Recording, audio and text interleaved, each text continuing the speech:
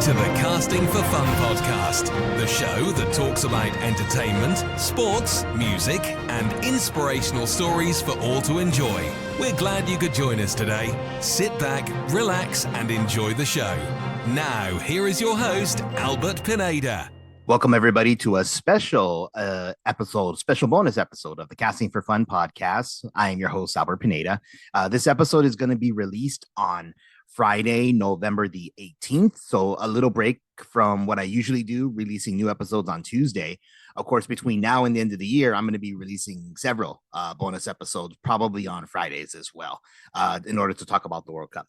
But I really wanted to get this episode in as well to talk about the Tales of the Jedi, which just finished airing on Disney Plus. Animated shows going more in depth on really great Star Wars characters, Ahsoka Tano and Count Dooku. So this is going to be really cool. And of course, I have my two most frequent collaborators, along with my wife, Allison. She's not on the show, but my other two most frequent collaborators to the show, Nick Turner and Eddie Ramirez, coming in to talk Star Wars talk Tales of the Jedi. We do go really long tonight. We go longer than I normally do for episodes, but instead of opting to split it in two parts like I usually do for long episodes, I decided I'm going to keep it as is. So you're going to get a full hour and a half of Star Wars talk between myself, Eddie, and Nick. But for my listeners who have an opinion, I was just kind of curious. Do you guys like the idea of long episodes? Do you prefer if I keep the format of, between half hour to an hour? I'm always open to feedback. So please let me know which way you prefer your listening experience to go. But anyways, that's enough of me talking. Here is my conversation with Nick and Eddie in regards to the Tales of the Jedi from Disney Plus. Returning to this week's episode of the Casting for Fun podcast are actually my two most frequent collaborators, besides my wife Allison, of course. It's Nick Turner and Eddie Ramirez. Gentlemen, how are you both doing tonight? Doing good. Doing swell. Very swell. Very swell. Awesome, man. So yeah, we got some exciting news to talk about, entertainment news. The Tales of the Jedi, absolutely fantastic. So definitely want to talk about that. And as we always know on the podcast, any conversation topic anybody wants to bring up is more than welcome. So yeah, let's jump into some really great conversation here. All right, looking forward to it. Here we go. Very cool, man. Very cool. So I think most Star Wars fans would agree that when it comes to Star Wars, the most consistently good has to be animated Star Wars. I mean, it just I never actually saw the Resistance show, Star Wars Resistance. I don't know if I would like it because it's kind of based off the sequel trilogy. But for that being said, though, animated Star Wars, particularly what Filoni does, is really, really excellent, right? Yeah. The Resistance was a cool show. It was a short run. Okay. Yeah, if I think what veered people off right away was the two things, right? The treatment of the sequels.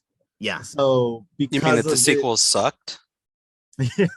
No, it's definitely right. So like the fact that the sequels weren't planned out, and that whole sour taste. Let's be real. A lot of people, when they saw Resistance, they that's something they probably should have put out before the movies to kind of help the movies. I don't know. I laugh even saying it, right? But the Resistance in itself, right? If you kind of just box it out from everything else, it was a good show. The animation wasn't my flavor of the month kind of thing, but the show was cool. Honestly, if they just built off that, and then maybe sequels later on when they had it together. Honestly, the show had some good, decent stuff. It reminded me of Rebels a lot. The vibe of Rebels. So if you like Rebels, the theme of it was in Resistance. Unfortunately, Resistance took in a time period where, let's be real, it's just very sour Let's frame it. Let's just be honest, Eddie. The source material for Resistance was crap. So why would I want to watch that when the source material it's based off of I despise? So why would I even give it a chance? Yeah, no, I totally get that. I really do. I'm not even gonna say much more than that, because I get it. I do get it. Well, it's cool. Thanks for sharing your take, Eddie. So but yeah, like I said, Filoni Star Wars tends to be Filoni animated Star Wars tends to be really, really well received by the fans. And I think Tales of the Jedi was no exception. I thought it was really excellently done. And it was kind of unique. We knew going in that it was going to be shorts, but I guess it was, I mean, we could look at it that it's divided into two stories, the Ahsoka story and the Count Dooku story. Yeah. So I thought it was really, really fascinating how it was done. Really cool stuff that we got to see in the show. So I want to go over each episode individually, starting with the first one, episode 1, which was Life and Death. So then obviously, please feel free to chime in with any information you wanted to share, thoughts, feelings about that particular episode. But I have a question before we start. Yeah, go ahead, Nick. With no details, what was your favorite episode and what was the episode you thought wasn't the best? Before we talk about it all, I'm just curious where you guys are at. Oh, okay. Well, I would say for the most part, I love all 6. I thought all 6 were really excellent and great. Probably my least favorite was the last one of Ahsoka. So episode 6, which would have been Resolve. Resolve, yeah. Me too. My favorite one has to be the Sith Lord, where we get to see. You want to get details? We'll go into it later. But yeah, the Sith Lord episode. What about you, Eddie? So I will say off the bat before I answer this, I haven't been a huge fan of this hardcore focus on Ahsoka.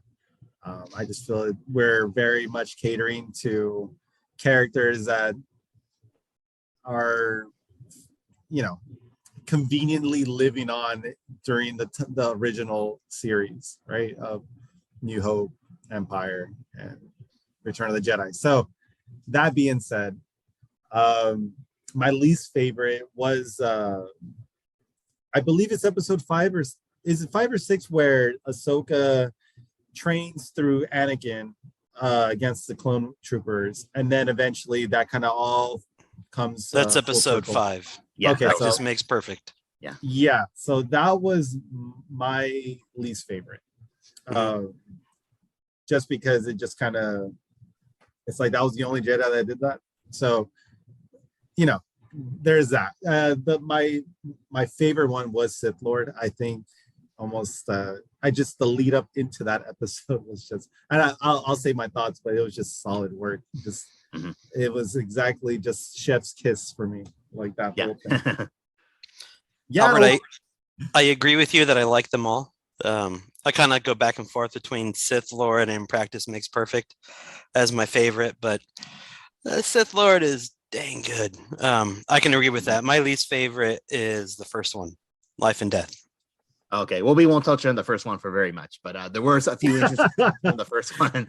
No, I mean, I like it. It was just my least favorite.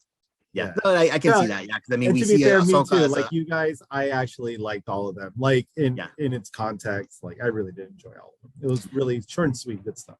Have you guys rewatched them yet, or have you only watched them once? Watched them twice, actually. Yeah.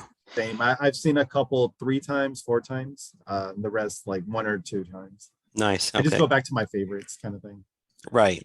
Very cool. But what I do like in the first episode that we finally get to see Ahsoka's home planet. I mean, I don't know if it was ever hinted at or addressed. So it was kind of cool, the forest setting. I mean, very Endor-esque. And I think there's a possibility we might actually see the planet revisited in the Ahsoka live action show. Since I would agree. Difficult to do. But I think so.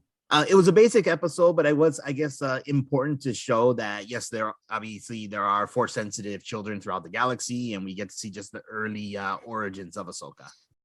I kind of agree. There's not a lot to say except that I have one line, and it's Ahsoka showed force abilities at a young age.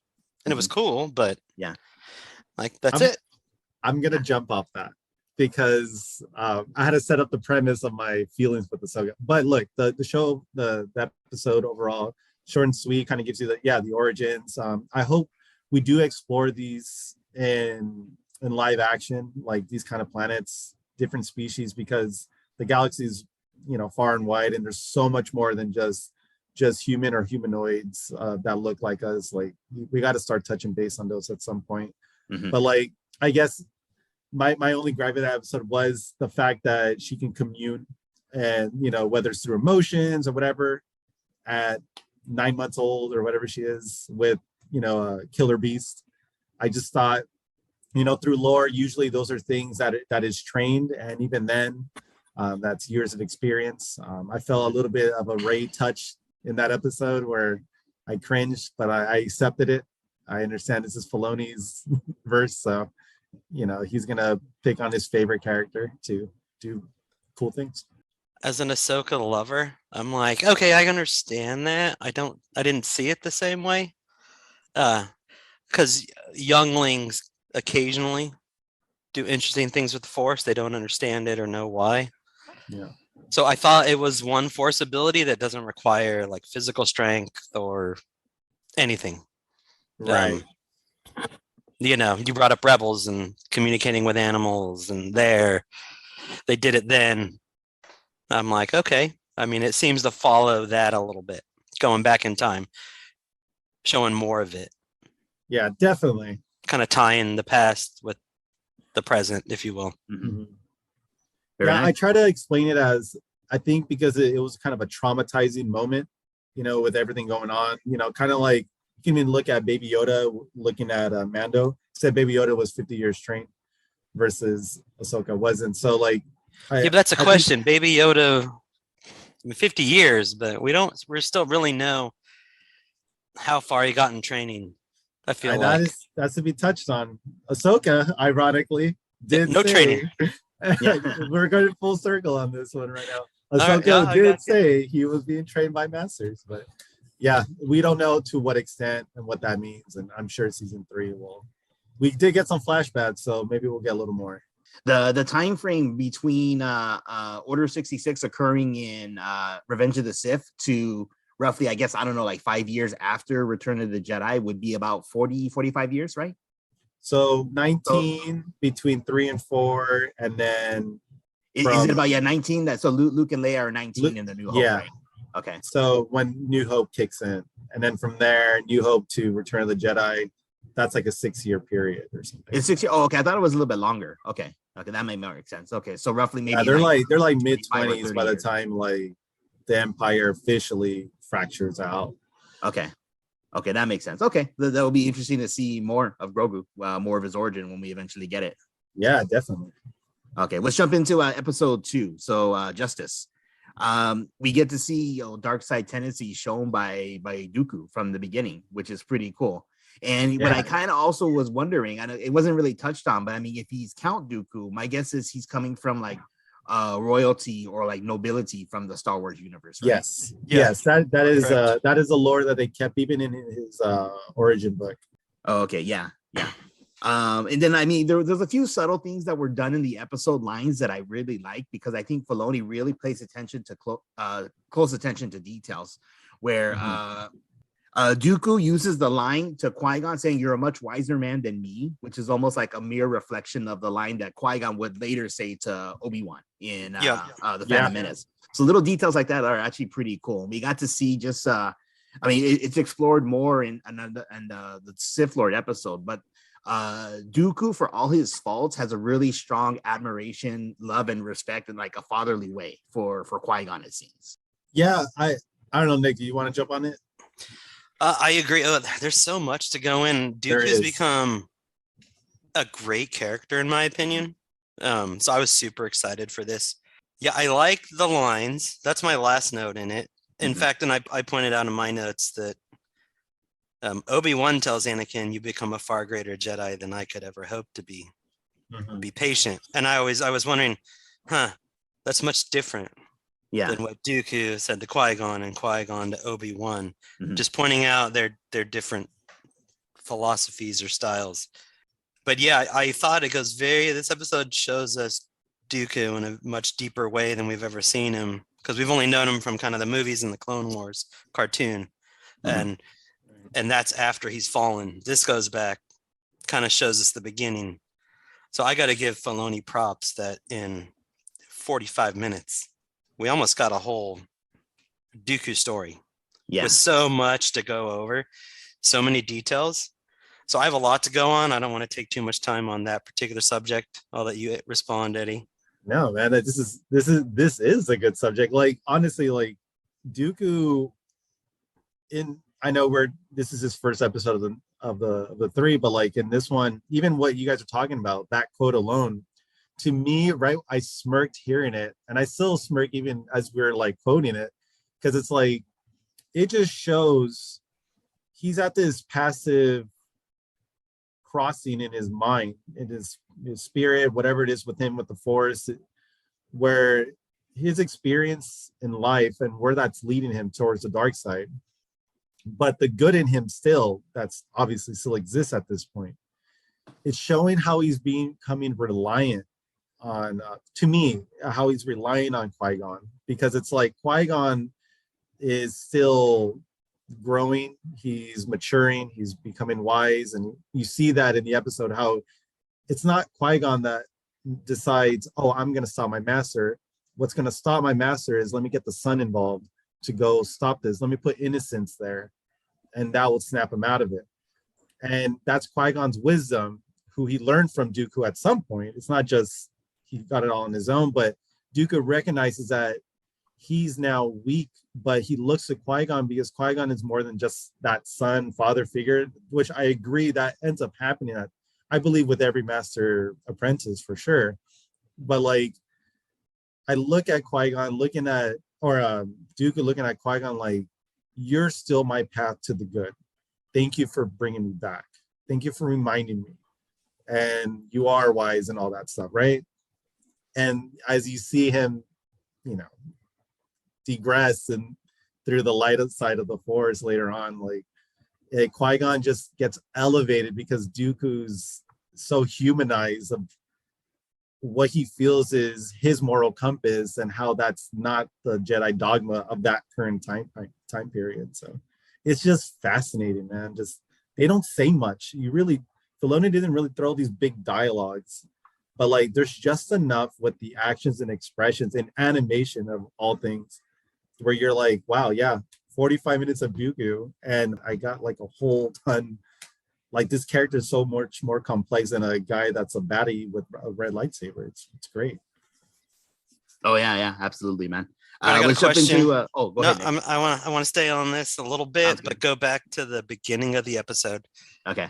What's the first thing Dooku does when they talk to the people? Sit down and talk with the people. Show that lightsaber, man, right there. Does anyone know the significance of that with Filoni? Samurai, isn't it? Yeah, so you've heard that before, Eddie? Yeah.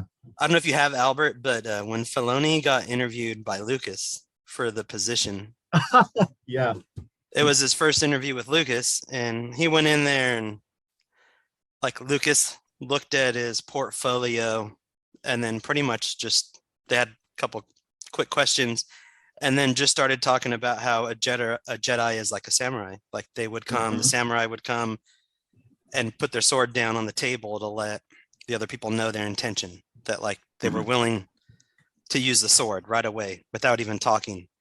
And so I love that, like, the first lesson he got from George Lucas was the first thing we saw in that episode with Count Dooku, where he just put the lightsaber on the table. And so for me, like, knowing that was like, okay, like, that was amazing for me, because that's a story I've heard Filoni tell from Lucas, and I got to see the Jedi act that way. Yeah. So I loved it because I thought it showed. I'm glad he caught that. Yeah, I just thought it showed kind of going back to Filoni's trying to honor Lucas's ideas in the telling of the story. And definitely paying attention to the small details, which again, I think Filoni does really, really well. So I love that Dooku, you get to see his frustration with the Republic Senate. Yeah. And like sees the corruption. He's a true Jedi. He's not bad yet here. And we're just starting to see the turn in this episode. But it's because he's seen the corruption in the Senate. And then we get to see his first Force choke of someone, which made me think like, okay, well, when did Anakin first choke someone? Like, where could I compare his level of how far he is at that moment on his transition to the dark side? Right. And so Anakin's first Force choke was in season 2 of the Clone Wars, the brain invaders. From Geonosia. Yeah. When they invaded the mines, and it was Ahsoka was on the ship, and anyway, he Force choked the general, Leader Poggle, to get the answer on how to kill him. And so I'm like, okay, look where we are with Dooku right now. That's Anakin, like middle season 2. just to put it in perspective of on his journey changing. Because once again, we got the Clone Wars, we got 7 seasons, but this we only got 45 minutes. So jamming that much into such a short period, I'm picking up all these little things to connect. Anyway, definitely. I'm done with that episode after that. Okay. No, like real quick, and I swear we're done with it after this. No, like no, because he brings up a good point. Like honestly, I didn't think we'd stick on episode 1 as long as we did, but there's actually good stuff on it. Like you pointed out, like because these are highlights of 2 people's lives, really, right? Dooku and Ahsoka. He can't delve on like seasonal growth or regression like Anakin. We see that's like the whole point really of the Clone Wars, is to see his life in full-fledged. Mm-hmm. But like Dooku, like who knows how long he's been feeling that way even without Qui-Gon. You know, like at some point we have to start acknowledging he kept his nobility title, Count Dooku. He always kept that. So was he always 2 feet in as a Jedi or not? You know, and does that apply to his actions because he kept that label? That's a name. You address him before the name. Usually it's just Jedi, you know, Dooku. You're not getting that. You're getting Count Dooku, even as a Jedi. So like, where was he just not full in on it or not?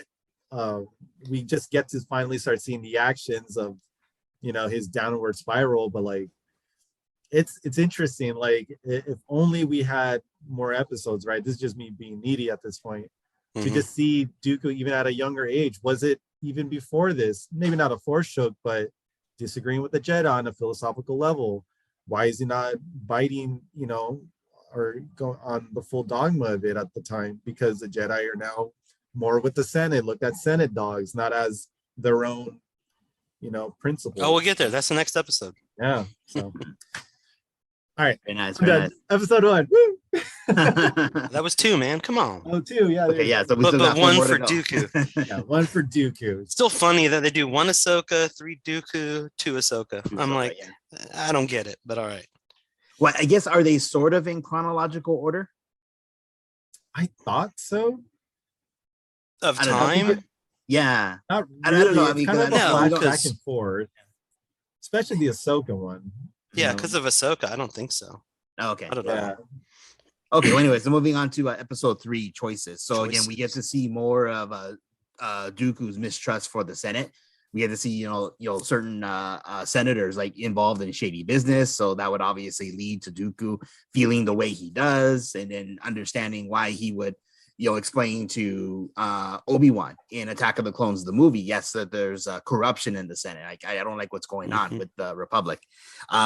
We get to see Dooku and Mace Windu team up. I always love that when they put the odd combinations together. People we don't really see interact together, which is pretty cool. And then we also see that at the end of this episode, Mace Windu gets his own seat on the Jedi Council for the first time. And I guess I'm assuming that Dooku never did. So I don't know if there might have been some resentment on his part because of that. But again, this was another episode that I thought was really developing Dooku's character. As very layered. This episode is very layered. Very deep. Yeah. So what did you guys think for choices? Go, Nick. Okay, all right. I got a whole list here. I've been working on this, guys. Sorry. No, perfect. I love how so in the beginning of the story, they're just going to pick up the body of a fellow Jedi, but Dooku is wondering how a Jedi died. So I've been deciding when should I say this, and I'm like, do I do it now or next episode? I feel like this is the story of how the Jedi failed, and it starts with Dooku. How the Jedi are the reason Palpatine won. Right, because Windu is like, hey, we're just going to go collect the body. And Dooku is like, well, don't you want to know how did a Jedi die? Like, don't we want to investigate?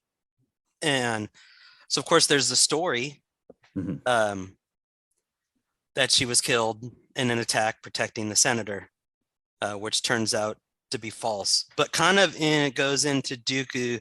Once again, in the first episode, we see his distrust of the Senate. So why will the Jedi blindly believe the senator? right? So we get to see in the previous episode that there's no reason to trust any of the senators.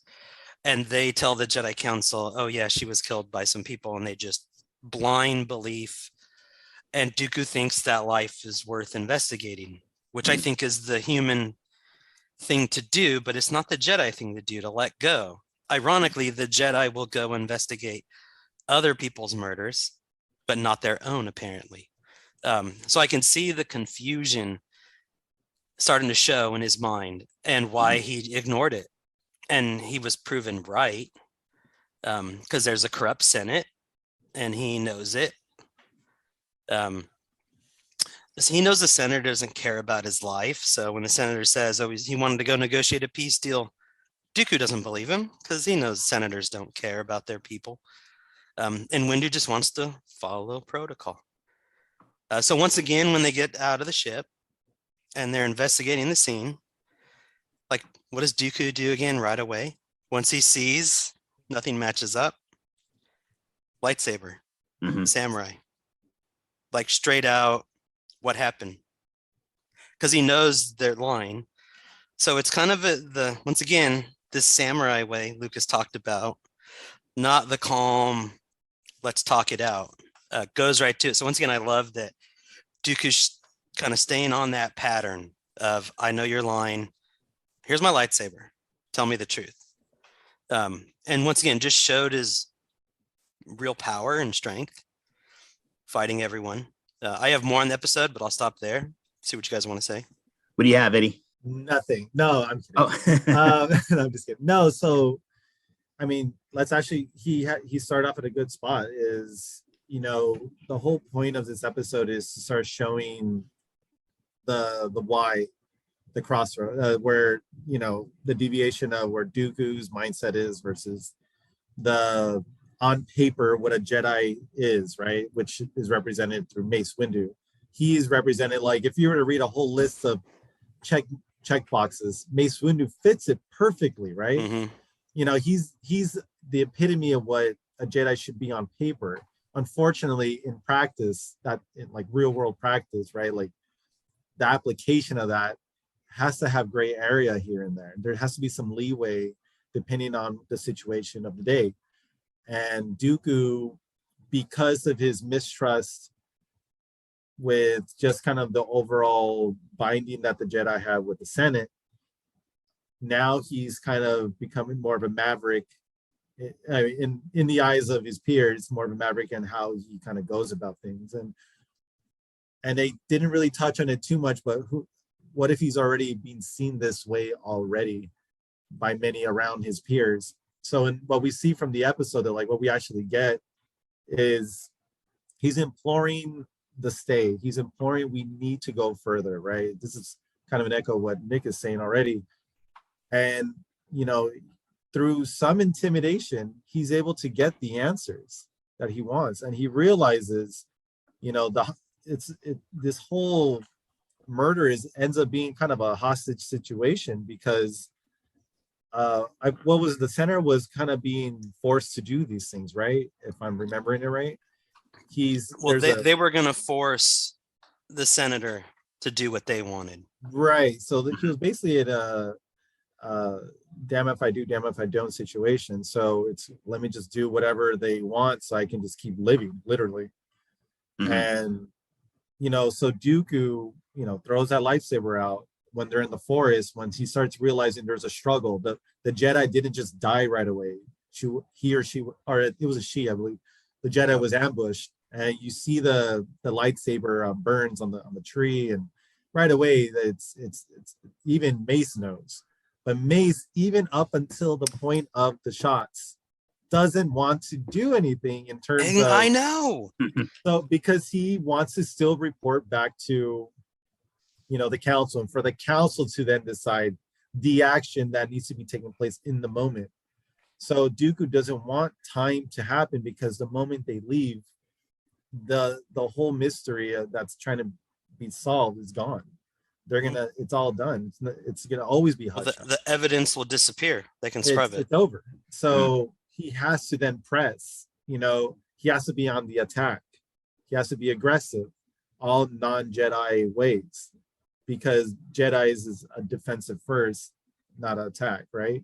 But in this case, he has to do this, and Mace then has to defend, but at the same time, there's a repercussion that we see later on. Mace gets the council seat, but he does tell Dooku why he gets the council seat. He gets the council seat because he followed protocol. He followed all these things, and Dooku was overlooked. And I do believe there was resentment, Albert, because he's asking Mace why. Because I think he's asking why, and the important thing here is why is he feels he wasn't considered. And I don't think Dooku was considered. I think they looked at all his actions up until this, with this episode in mind, as Dooku continues to show he's not going to follow the council's will. He's not going to follow the overall Jedi's philosophy. So we're going to give this to Mace because Mace on paper fits all these. He's the checkmark list. Like, he does belong on the council. And he gets snubbed for that, I think. Yeah, what does so Dooku, ask Windu, do you think the Jedi will truly keep peace if they continue to take everything the Senate says to be law? And so, right. Once again, think about what Qui-Gon taught to Obi-Wan, the living force in the moment, to follow they're supposed to follow the force over anything. Right. And so I feel like Dooku was following the force in everything he did. Like, someone got murdered, let's go pick up the body, but we'll just see. Like, that's what the force guided him to do. Right. He found out a Jedi was murdered.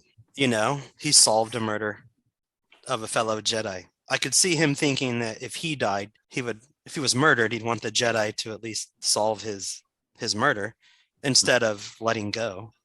Like, if you won't even solve the murder of your own people, then do you really care about everyone else? But Windu responded, luckily we are guided by our council and not by politics nor ego. And I think that was a lackluster response. That was Windu saying, I got the seat because I'll do what the council wants.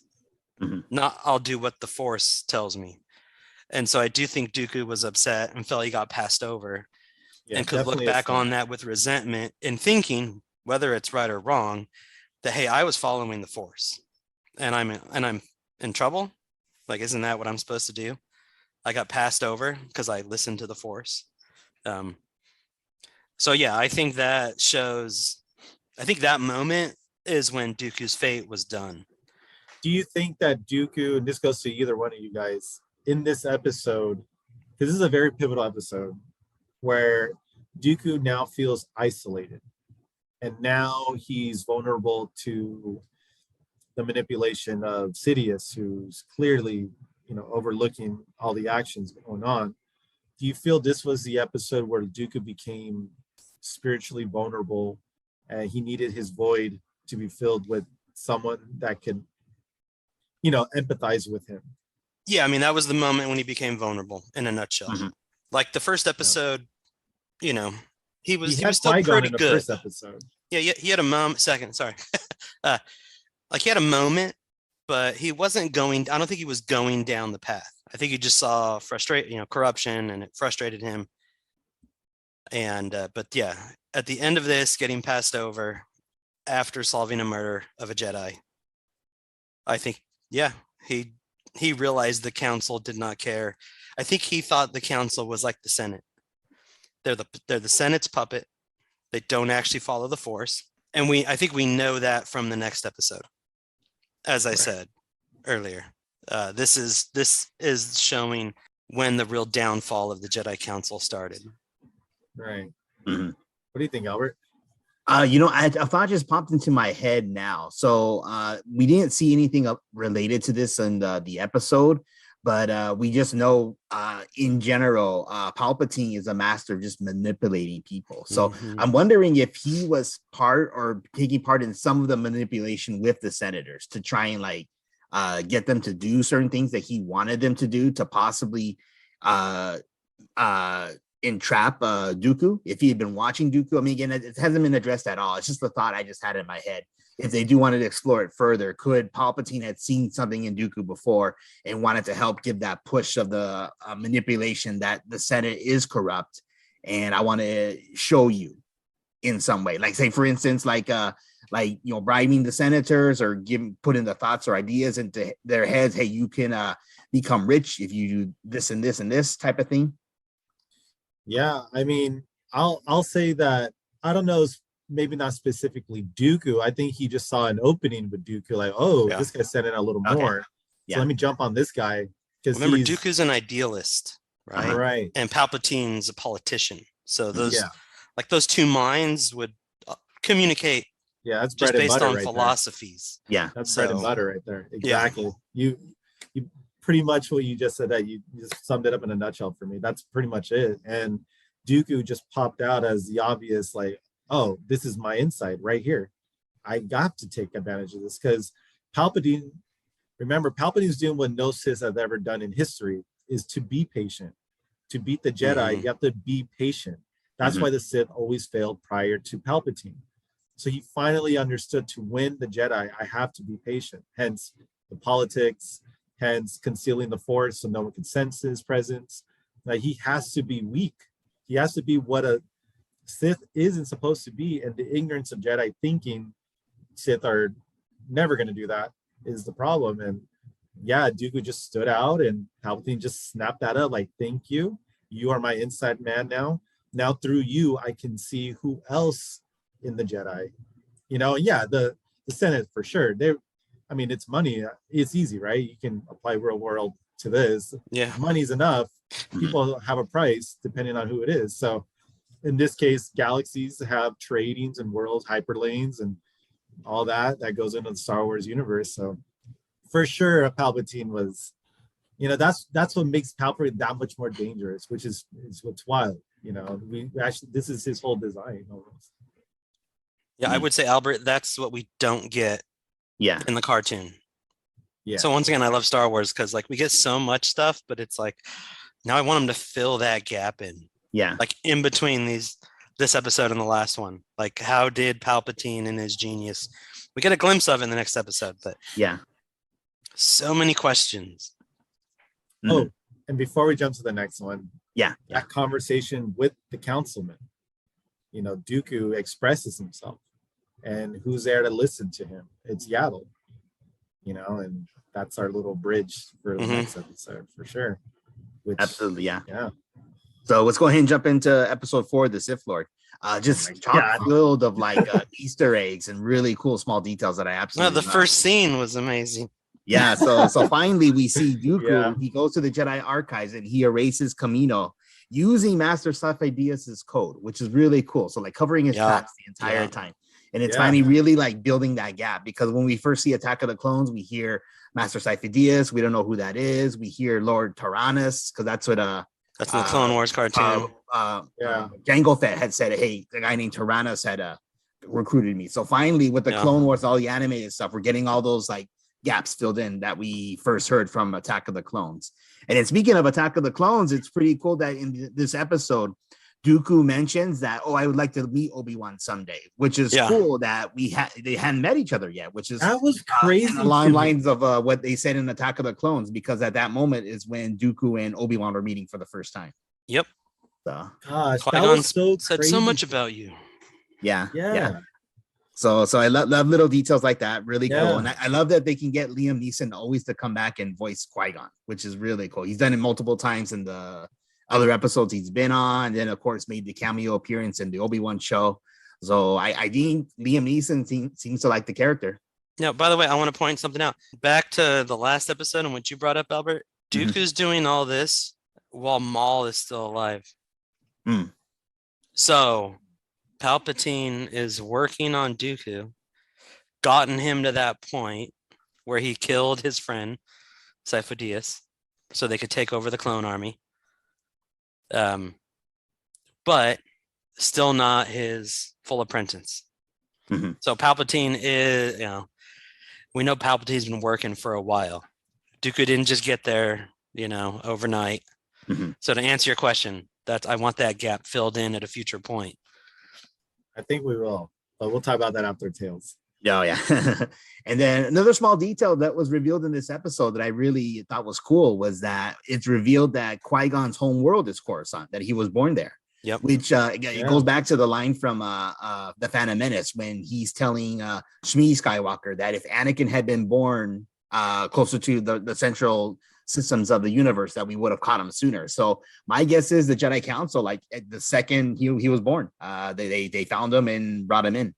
So to, I guess, maybe learn more about Qui-Gon's origin would be kind of cool too. But it's a nice little detail that we learned that his home world is Coruscant, and that his whole life he's just known like, you know, steel and concrete and that, but not really seeing like the tree. Yeah, that was which cool. again was fascinating to him, which Dooku had mentioned to Yaddle. So that was pretty cool, I thought.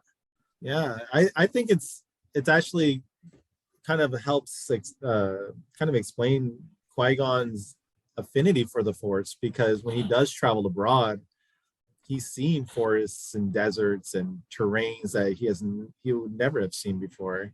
Mm-hmm. You know, I'm assuming, right? So I'm assuming this is just to his character, that now it's like, you know, when he's being taught by Dooku early on, I'd imagine, you know, when they talk about the Force and, you know, all living things, he sees that beyond just the traffic of the skies. He actually appreciates it a little more. Like, yeah, you're right. Like, there's so much more out here than this. So this little thing, I just kind of thought to myself when I heard that. It's like, because I had no idea he was from Coruscant. I don't know if that's new or if that was just taken from old EU, but it's nice that I finally see that in canon. Like, all right, now we know where he's from. No, absolutely. Yeah, absolutely agree. So any other talking points? I mean, there's so much that we can talk about. If you're ready, I'll start yeah. going. Go for it, Nick. You got it. The floor is yours, up, bro. All right. So once again, my last comment was, it's kind of that, you know, Dooku's already really far gone when Qui-Gon meets Darth Maul for the first time. Yeah. Like he's already killed Sifo Dyas, done all that. But I love that, once again, showing Dooku's distrust of not just the Senate, but the Jedi Council. So Qui-Gon, his Padawan, goes to the Jedi Council. He fought Darth Maul. Like, he physically fought him. He tells the Jedi Council, I fought a Sith Lord, someone trained in the arts of the Jedi, you know, and they still don't believe him. This is firsthand experience. It's no longer like, so Dooku for years has been warning the Council of the Sith Lord coming, basically. Also Sifo Dyas, right? So yeah, Sifo Dyas started the clone army on his own because he had visions of what was to come. He started the clone army to beat, you know, Palpatine, Sidious, and they killed him and took it over. But I love that. So the Jedi Council now has a history of ignoring Sifo Dyas, Dooku, and Qui-Gon, and this is the first time they ignore firsthand experience. And I think that kind of confirms for Dooku that the Jedi Council is gone.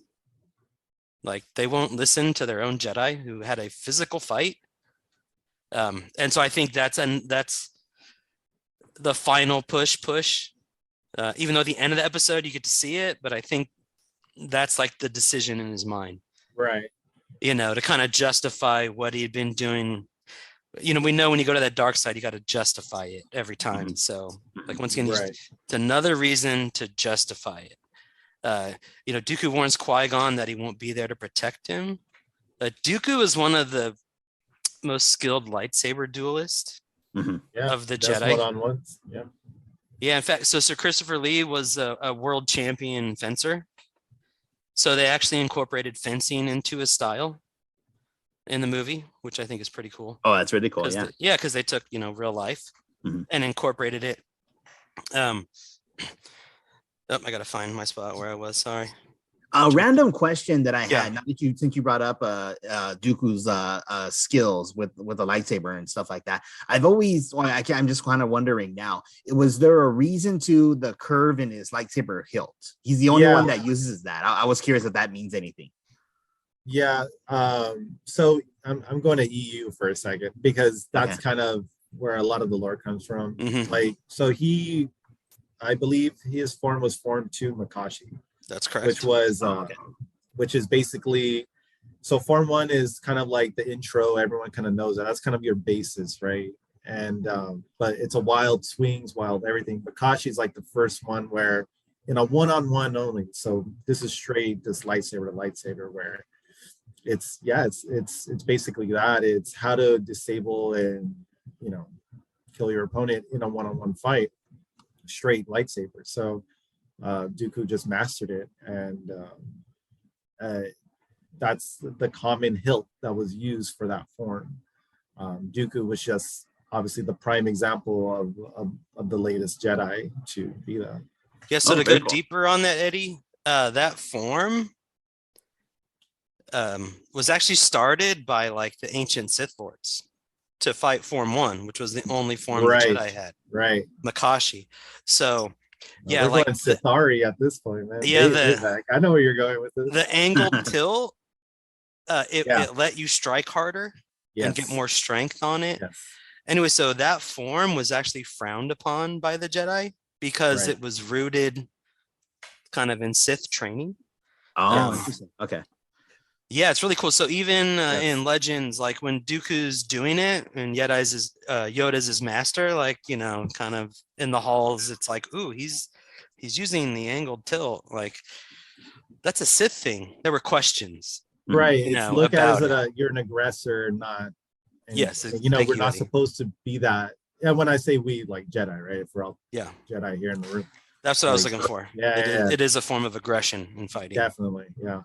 Oh, very interesting. So there's a lot of cool history on Dooku and the form. There's 7 that's fighting styles. I hope, like what Nick's been saying throughout the episodes, like they kind of, these are things we're not getting from the episodes, but if they start sprinkling it in eventually, and I'm sure they will. I think this is just us nerding out to start filling in the gaps of like forms and why, or the hilts, just little things, one-liners can explain so much of so many of these characters we've already grown up with.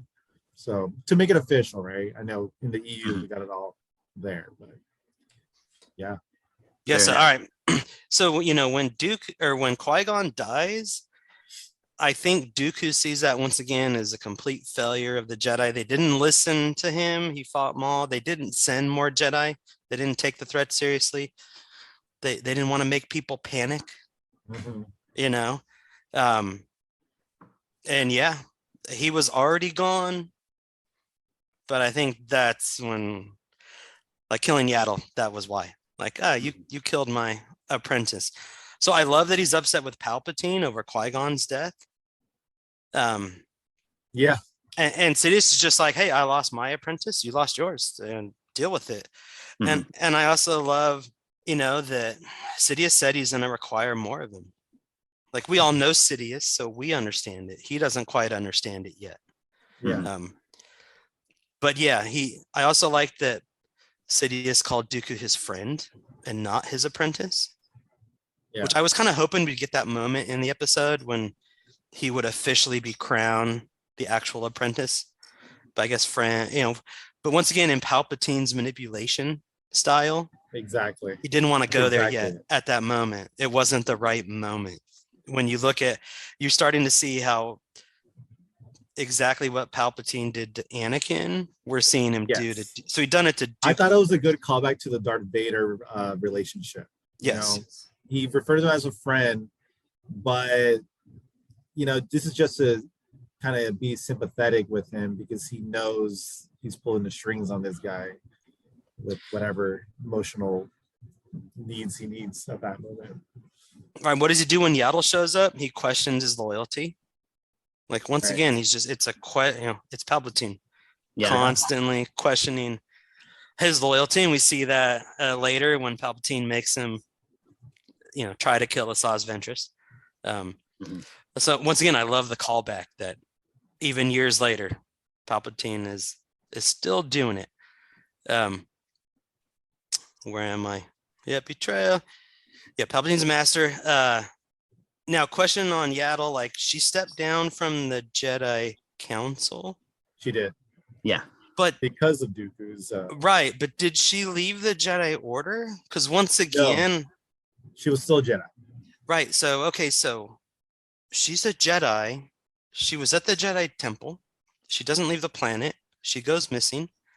And the Jedi don't look for her. Once again, kind of supporting Dooku's claim that they don't even care about their own people. Was there ever an investigation into what happened to her? Or I don't know. That's something I was wondering by the end of this episode. Like, did they actually look for her? I mean, this is a big deal. This is not like some Padawan, you know. As far as I know, they didn't. Yeah. I think it was Star Wars Theory who said they didn't. Like, and it's kind of the question is, but does it kind of once again show that they're too busy doing the bidding of the Senate to even like, hey, one of our own, she just stepped down. Shouldn't we be concerned about her? Like, why'd she step down? No, just no big deal. She's gone. We'll replace her. Yeah, if they do additional episodes, which I really hope they do, like more episodes, like maybe a few focusing on different Jedis. If they call it like Tales of the Jedi Season 2, maybe a few on Qui-Gon, a few on Obi-Wan or Anakin, or even like, you know, if you want to, you know, jump further in the timeline, a few episodes on Luke would be pretty cool. Luke in animation. But again, if they ever get around to addressing that, I think it would be kind of important, even though before this series came out, I don't know if anybody really paid that much attention to Yaddle. I mean, she was just kind of a background character. No, definitely an underserved character for a very important, mysterious species. It's like up until, you know, Grogu, there was only 2 I've ever seen, right? Like any of us. You and everyone else. So it's like for them not to expand on that, you know, at least now we got something. But to what Nick's saying, it's at this point, I'm assuming they don't care, you know. Right. We have to see maybe another Tales of the Jedi, like you're saying, Albert, where maybe they touch on different angles. Maybe Yoda during that time.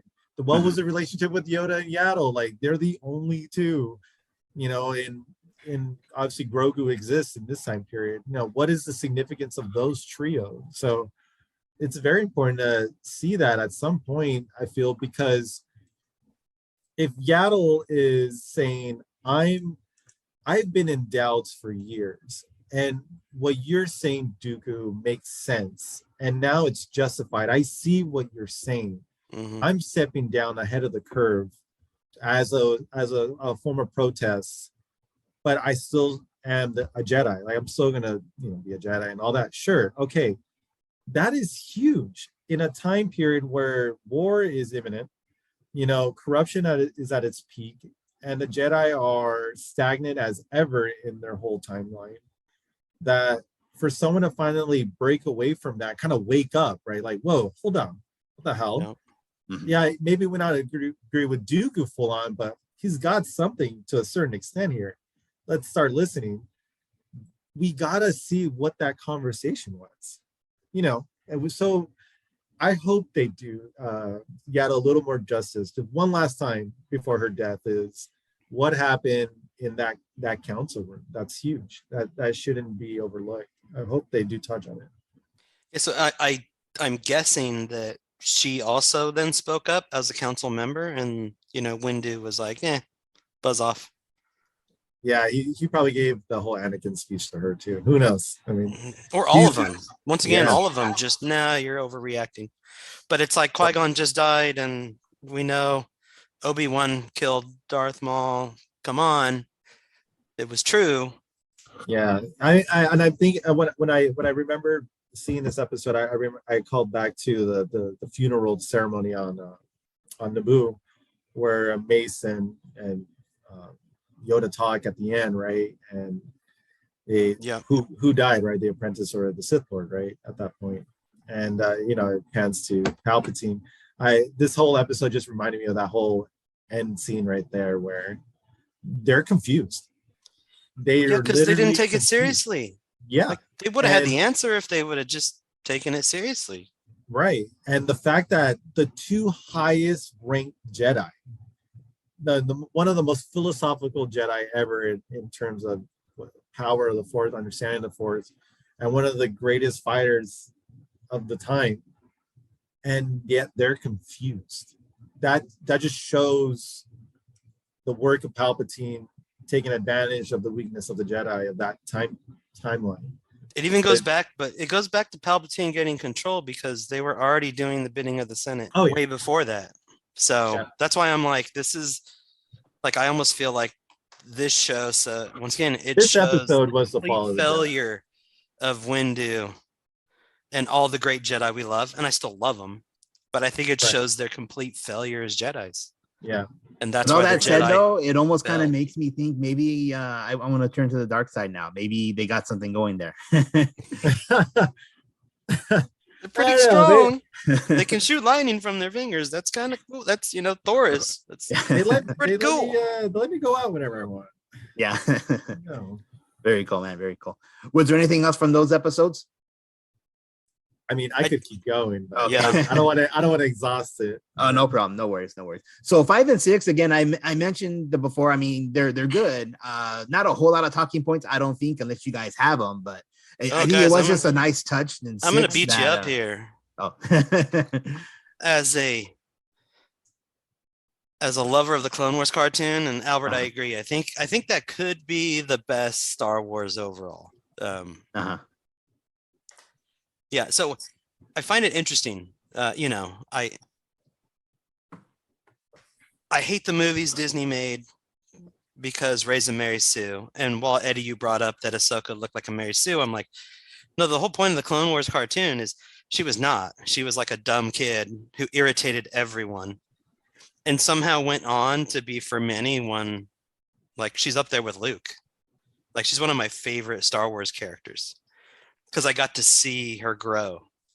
So not a Mary Sue. Never mentioned though.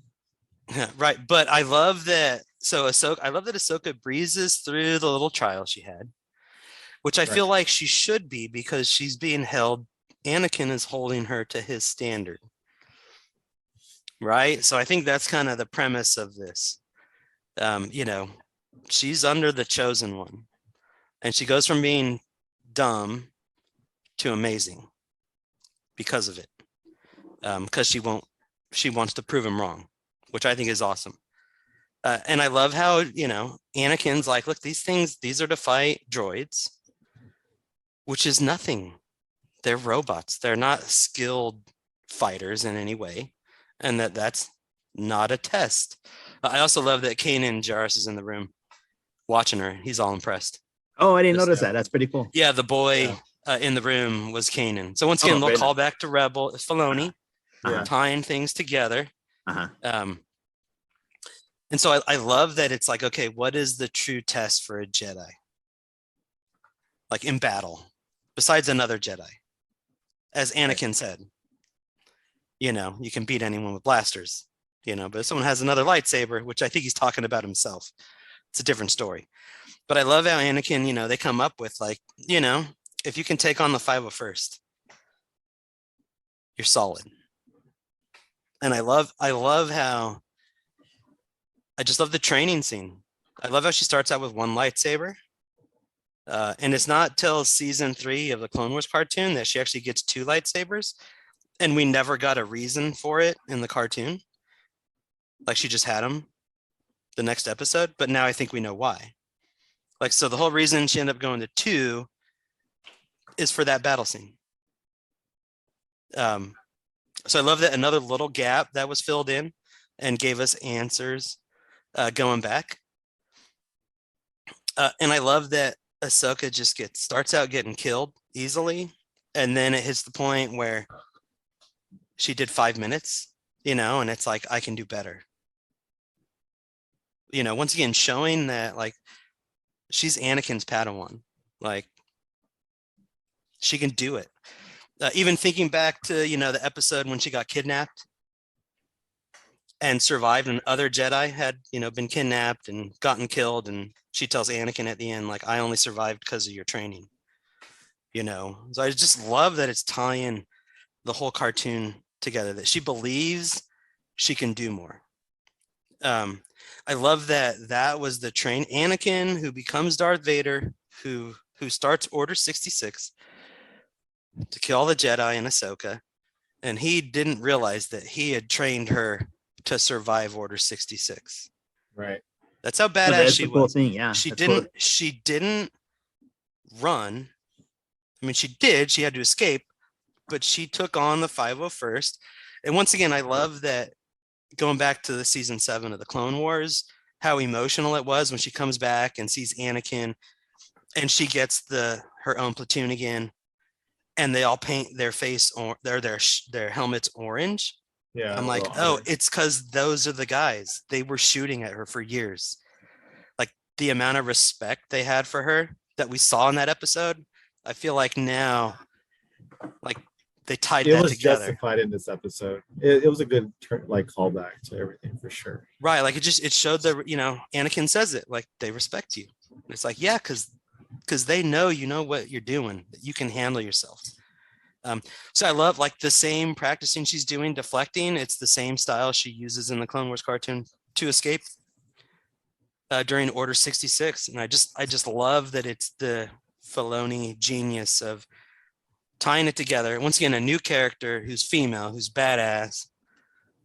I love Ahsoka. I'm excited for more Ahsoka, Eddie. Because what other character is there like her in Star Wars? There isn't. It's because she's Rey. There isn't because she is being created as we go as well. With Filoni leading. But I will say this: like, I'll put my little bias aside for a sec. I have to acknowledge I can't front on the good of it, which is full circle of connecting so many of these dots throughout Clone Wars, even Rebels, into this episode. Like for sure, 100%. What I did like is, and I really did like how it ended, because it explained to me, like, okay, that makes sense, that she actually could have survived it. And yeah, the progression from the one lightsaber to the second, I did wonder that myself, like, wait, when'd she get two? Right. Way back, right, when it first came out that way. But it just shows that this wasn't just one training session. This was years of her going back to it. Like, this is basically her Padawan shift in between her, her breaks out there, going out and about, her adventures, back in cell, get in there. Like, you gotta self-improve. So that was nice to see that. And just I really liked, and you mentioned it, when they honored her by painting the masks. It's a huge moment, because the clones in general, right? Now, this is not something that Filoni has said, or George or anyone has said, but this is just something that's just kind of implied throughout all the episodes, is that the clones don't fully respect all Jedi, especially the ones that have no battle experience, young ones that are taking command of platoons that have, right, they barely learn how to fight themselves. Hey, they call them shinies, right? Right. And for them to take over, like, okay, fine, like, I gotta listen to you, because it's imprinted in them. They're grown to obey, up to a certain point, right? Order 66. So the fact that Ahsoka, through natural progression, to show, like, at least that unit, and I'm sure other units as they come across her, to respect her, and other Jedi masters and knights that have gained respect, it's nice to see that. To see, like, okay, the reason why they painted their masks was because they literally grew up with this child that became a teenager to become a young woman, but as a Jedi, and not as a commander, but they would die for her as much as she would die for them. So it was nice to see that full circle and how that was earned, because up until that point, I never saw it earned. And I didn't like that. It was just kind of like, oh, you're just this new created apprentice we never heard about, and somehow Anakin had it, and Darth Vader misses her during this time. Well, Anakin, even as he's Darth Vader, when he kind of goes back and forth, will miss her. Darth doesn't. But so it's nice that at least they kind of started feeling some of that. For someone who, like me, when I see Ahsoka, I like the intention of Ahsoka. I just thought it was very convenient that it's Anakin's apprentice, not just another random Jedi, that you can see the progression without the constraints of the timeline that Anakin has between episode 1, 2, and 3. So yeah, it was nice for me. I get your complaint, but I'm like, but the story is about Anakin. So how are you going to incorporate someone else so much? Never mentioned ever until Filoni started creating her. Well, no, Lucas approved it. I mean, that's the whole point of that was the start of the cartoon. I mean, it's the first character Filoni drew, but it was under the direction of George. No, I get that, but again, that doesn't mean just because George also was part of the prequels, and I'm not a big fan of those, but like, it's one of those things where just because it comes from the big guy doesn't mean we like it. Oh, I agree. I mean, you know what I mean? Bringing Darth Maul back, I thought was a weird move, but it's his thing. I'm like, okay, I'll let you. I mean, they're Jedi. Like, they can. I guess my biggest they can control your mind, so there is some fantasy going on here. Of course, and that's ultimately where it makes sense. You can't that even if the character is the consistency. Look, I still remember when the movie first came out, the Clone Wars cartoon movie. Oh, I still remember that and thinking like, this is what's going to turn him into Darth Vader. Like, someone's going to kill his Padawan, and that'll be what pushes him over. I remember that, thinking that, like, I already know the ending, which isn't. I was completely wrong, and I'm glad I was wrong. Yeah, but even then, I thought I saw the end where her character would go, and now it's complete opposite, and I love it. Yeah. By the way, she, once again, I love, she's Anakin's Padawan. I think whatever, but like, I love that she learned from the most powerful Jedi. She learned his different ways, just like Obi-Wan learned from Qui-Gon, a little different from the Council. All these differences, and like Dooku, Anakin is kind of seeing corruption and trying to follow the Force. But of course, we know he's got to turn into Darth Vader. How do we make that happen? So once again, going back, I love the prequels, so that's probably why I like it so much. But I love that she took on Darth Maul. Like, I also love that she left the Jedi. She's one of the few Jedi that saw, like, when they turned on her, she did, and then offered it back. That was a big show, even for me, not being full-on fan of her. Like, the fact that she did that, I still remember how I felt about it. I was like, you know what, good for her, because at this point, from what we know the context of Jedi is, at this point, it's like, she had to. They turned on her right away. They put her on trial. Yeah, she did what Dooku and Qui-Gon wouldn't do. When they saw the Jedi Council wouldn't follow the Force and would be more beholden to the Senate, they didn't just walk away, which led, I think, to Dooku downfalling and Qui-Gon dying, but she walked away and got stronger. So once again, I love her story, that we're getting a different, like, it's not the normal Star Wars where you got to stay. She walked away and ended up beating Darth Maul and getting him captured. She was that good. She got away from the Clone Wars, or the Clone Army, and survived Order 66 because of Anakin's training. Because Anakin was that badass. So do you think she overpassed Qui-Gon in terms of fighting, like skill? Qui-Gon? No one's ever asked me that. I haven't ever thought about it, but offhand, yes. Right. I mean, she beat Maul. Qui-Gon died. Now, granted, though, once again, in that, there's age as a factor. So, like, even Dooku, when he dies, he's slower. When he's older, he slows down. He's not as powerful physically, even though he's stronger in the Force. So yeah, there are other variables you could account for some things. At that moment, Qui-Gon and Obi-Wan hadn't had the experience of fighting Sith Lords, whereas Ahsoka did. That's true. I mean, they're seeing it for like the first time ever. So yeah, and General Grievous. Yeah, Grievous. So like, and Duke. Yeah, so they had previous battles. Yeah, that's a good point, Albert. Well, it's a very good point. No, because have you guys, well, see, now we're kind of deviating away from if I start talking about it, but like there's a book of The Apprentice of, Qui-Gon and Obi-Wan. There's a book that's out that do talk about their experiences abroad and the combat they did deal with, which is full on life and death combat. So no, I'm not going to dispute that, but Yeah. fighting a Sith. I actually An think she's apprentice. not stronger than Qui-Gon. I think it was more Qui-Gon was unprepared for that fight, though. I think there Well, was when you too say much- stronger, you mean like stronger in the Force? I should reword it as just fighting skills. I think strong in the Force.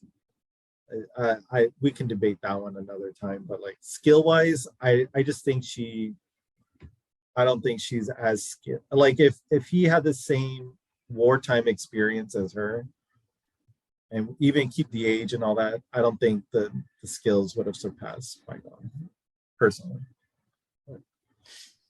That's a what if kind of. I get you. Yeah, I follow you. that's what- But yeah. but she does have it. So But she I'm was kinda more gotta prepared. go. Yeah. Yeah. Well, once and, again, who? But why? and remember, Why? Maul never But grew I up. still go back to why. Why was she more prepared? Who trained her? Well, yeah, no, Anakin. No, yeah. So not only did she have the war and get more fighting experience, but also getting trained by Anakin. Right.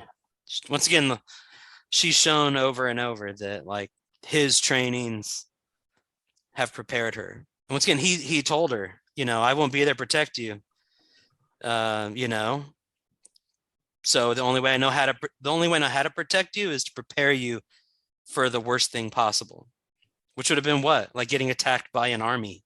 No, yeah, for of sure. humans. I just always found it interesting that she only got that training. Like no other apprentices got that. Yeah, but Like, that's the no story of one felt like that. Anakin. Because I know. they didn't think like him. He was pure. Once again, which is why he fell to the dark side. He was all about the battle. So Yeah. it's that unique experience where I know. I think guess any Padawan of his would have turned out bad A because he would have required it. Right. No, Anakin's story, exclude like Ahsoka from it for a sec. I get that, and I'm 100% with that. He is going to be this unicorn amongst the rest. Like he is unique. I mean, it's literally if you're the chosen one, you're the one of a lot of things. Like, and by default, for sure. I guess it always was difficult for me to just see that he had an apprentice that now has met Luke, and I say all this and saying I look forward to seeing the Ahsoka show because I really want to see Star Wars to just get away from the Skywalker stuff and just see, and Ahsoka is my bridge to other things. So I'm leaning on her a lot. So, but yeah, I guess that was always my thing. But it's nice to at least get her a little more fleshed out for people like me who see that as, okay, you're not just a convenience created under the creator's apprentice to put it under as the chosen one's apprentice. Like, okay, let's, you know what I mean? So I can agree to certain things. There's questions I have, But- why didn't she do X, like Y, if she Z? was someone else's apprentice, I would see this differently, and that's a very unfair thing for me to say about Ahsoka. Like, I acknowledge that. I'll be the first one to acknowledge it's unfair. No, I actually agree with you. If she was someone else's apprentice, I don't think she'd be as good. Yeah, so it's I agree. unfair. So that's I try to like temper myself, because it's like, okay, now I'm just hating. I don't want to go to the hater line of things, but yeah. No, All right, this so episode's good. Albert, I want to take over, but let's keep going so we don't stay on that episode. We can move this forward and get to the Okay. Resolve episode. Sounds good. Let's not forget Resolve. Because it's still more Ahsoka. So Resolve It's on isn't episode necessarily one, my Albert. I'm favorite just kidding. episode, but we'll go ahead and just move forward. Any thoughts you do have in it? I mean, you could probably blow my mind because I never would have put two and two together that Anakin was training Ahsoka to survive Order 66 from the practice makes perfect. So blow my mind again. What do you got with Resolve? okay, so I love, starts out with the funeral. I love that Ahsoka's there. Once again, we're tying the past. I love Bail Organa. Yes. I just love his character, whether it be the cartoon or the movies or Obi-Wan. He's a good character, but Obi-Wan sucked. Sorry. But I love that they brought Bail Organa in. I love that she was there, and he's like, "Why are you here?" And that was her friend, and she's a Jedi. She knows how to get around, even in risky areas. So she made it there. I love that. She kind of. I almost felt like bringing up Obi-Wan, the Obi-Wan series. Like she kind of has her own. I'm tired of fighting. Like I just want a break. Right. Been fighting a while. Granted, she had a break before, came back, and just wants to go back again and not fight. So I love that they tie that together. I'm still waiting on this. I love that we see Rex. We're waiting. Like Rex appears in the Bad Batch. Mm-hmm. So we're starting to fill in the gap of what happened in between this and Rebels and Bad Batch. I'd like more of that, but not in the Bad Batch. I think Rex is another great character we should explore more around that time. Like, did Rex drop Ahsoka off and just like go right to the Bad Batch? Like go right back to fighting? Did he want to break from fighting? I love that she couldn't let the little farm girl die. So opposite of Obi-Wan, where he goes and buries his lightsabers and won't even use the Force. And she still just can't let an innocent person die that she could protect, even knowing the risk. And then I like, they go turn in the grain and come back and the village is burnt and there's an Inquisitor there. Everyone's dead, but the two people. And I love how the Inquisitor doesn't know who she is at first, which is weird to me, but I liked it. Doesn't know until she uses the Force, and then he really looks at her. And I like that he says, we thought you were dead. So I love how at the end of the Clone Wars cartoon, when Darth Vader picks up her lightsaber out of the snow, like it really worked. They thought she was dead with all the other clones. So I love that. Once again, Eddie, you're not, this is her Mary Sue moment. Dude, she just annihilated him. The Inquisitor. She just, she just beat Darth Maul. So why should she struggle with an Inquisitor? I don't know. Why should she? Right? No, I'm just saying she's got the training. So I love how she just annihilates him. And then realizes, it's time. Like it's time to get in the fight. So we have that answer. Like when does she become Fulcrum? Yeah, you just beat me to it. What made her decide to become Fulcrum in Rebels? And I did like that because I was wondering when that decision was made. Okay, so the Ahsoka book. Haven't read it. Let me say that. Okay, so in the book, they do touch on how she gets her lightsabers. Like she gets them back, like her new ones, like the crystals, and then how she removes the bleeding of the crystals, and now it's purified again into a white crystal. Is this it? Because I feel the canon's a little different from what Filoni approved in the book to this. I don't think this is it. Maybe this is like, I'll take the fight back and then she goes on her adventures in the book. But maybe something to touch on, especially like even like grace through it, just like online, if see like kind of how she gets the lightsabers. I wonder if she kept that blade and maybe there's a little bit of a switch on the canon, just because there's a lightsaber right there. You have 2 crystals in that blade. So that's how she comes back with her samurai style. I'm going to defend Filoni here. On the Ahsoka book, so it was approved, just like every other book Lucas approved. But they kind of asked Filoni about it. And he said, look, George always viewed like the movies and the cartoons he did, like that's the canon. Everything else isn't. And once again, Filoni has the same mindset. Like, yeah, he approved the book, but, Ahsoka is his creation with Lucas. Yeah. I imagine he discussed with Lucas what he was going to do in this show. I'm waiting for more behind the scenes to see if that's true, right? Because they've had Gosh, I Lucas in wish. for the Mandalorian and everything else, Boba. Yeah. Which I'm happy they've been bringing him around. Right. He So deserves that much. but I think Filoni is following in the philosophy of his master, if you will. And Right. that, hey, yeah, we're going to, other people, we give some freedoms and yeah, we approve them. But just because Disney bought it and Disney, Kathleen Kennedy, the beep, beep, says it's all canon. Like, no, that's not, I don't believe it. So I like that Filoni has said, like, yeah, like I understand it, but I'm treating it the way Lucas treated it.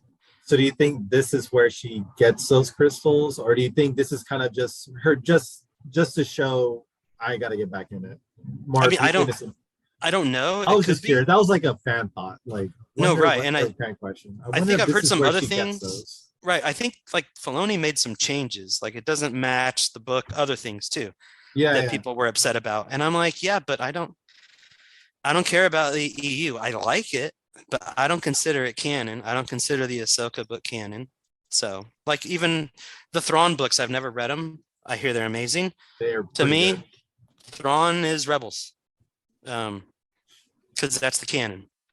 Yeah, no, but the new trilogy that is canon, it's really good. And which trilogy? The original writer, they brought him back to write a whole new trilogy to explain why we see Thrawn in Rebels. I'm looking forward to that. Yeah, I just mean like the old Thrawn books, the characters based off of, which are I'm sure are great. Like I have my problems with Rebels, but Filoni did it. Like I give the creator a little leeway. Yeah. I don't give Disney any leeway, but so far everything Filoni has touched has been gold since Disney bought Star Wars. Yeah, I would say he helped maintain the ship that was gonna iceberg out for sure. I'd say without him, Star Wars would be dead right now. 100%. The animations is what kept Star Wars alive, that was all him. So, I mean, on that, like, are you familiar with the Galactic Star Cruiser hotel Disney made? This canon? No, I'm just kidding. Yeah, no, I'm familiar with it. Yeah. Just it's failing. Like, the Star Wars stuff at Disney World is failing. Like, they're not getting the attendance. Yeah, no, it's mishandled, and I'm glad that, Bob Paycheck or JPEG, right? The head of the Disney. new CEO, yeah. Yeah, he threw out all right, Kathleen, and anyone at Lucas, let's mum ourselves on announcements. Let's focus on content. And when content is right and ready and concrete, let's announce that. Let's stop throwing out things as if to promote, because it's not working anymore. At the end of the day, you're going to always get fans of any genre to watch anything by default. But to get a following behind that, Star Wars fans they took it for granted, and they realized it immediately with Last Jedi, and then anything that went after that. You can give a pass. In my opinion, you can give a pass on Force Awakens to an extent. You can give a pass on, like, Rogue One is my favorite out of the movies. So I think beyond that, though, they realized right away, like, you can't just, stamp it Star Wars and then call it a day. Like, it doesn't work like that. You gotta appreciate it. And Dave Filoni, of course, with Jon Favreau. Dave Filoni on his own, but in the live action scene, right? They showed, like, okay, when we remember what George has talked about, this is what it looks like. How do you feel? And then as fans, we responded.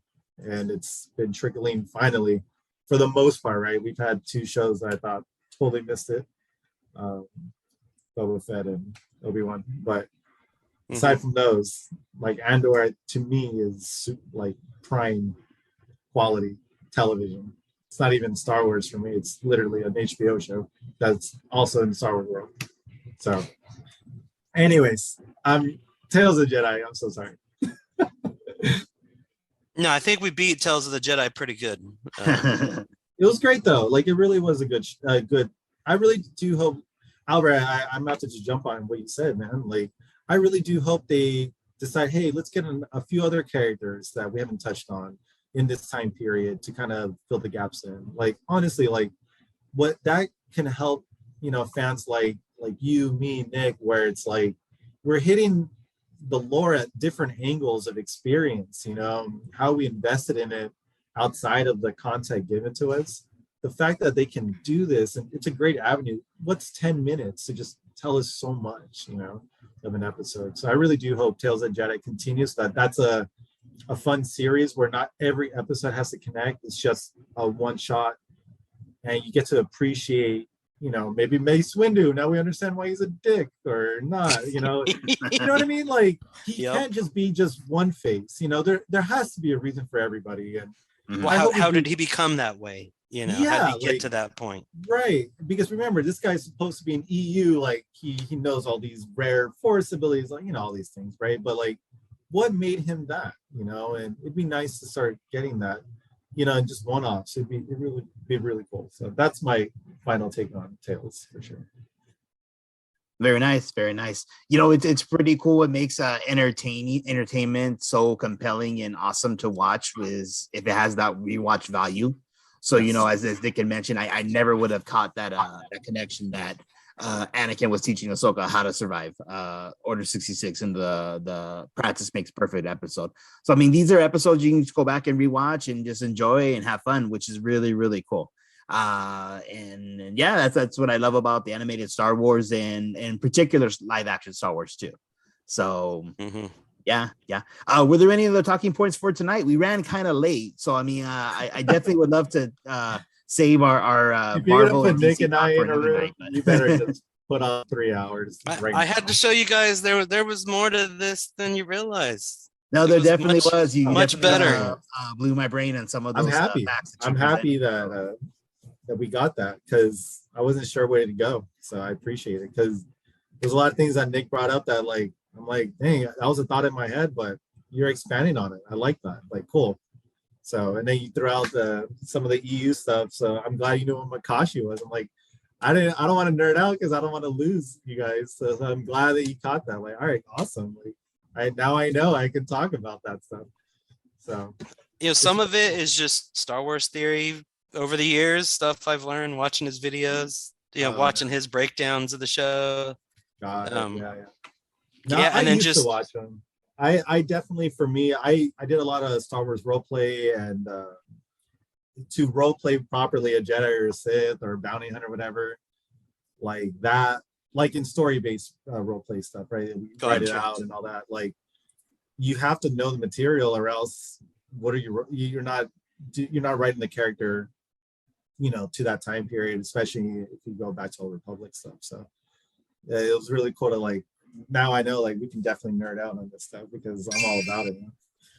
Like, yeah. This was just the first time I made notes.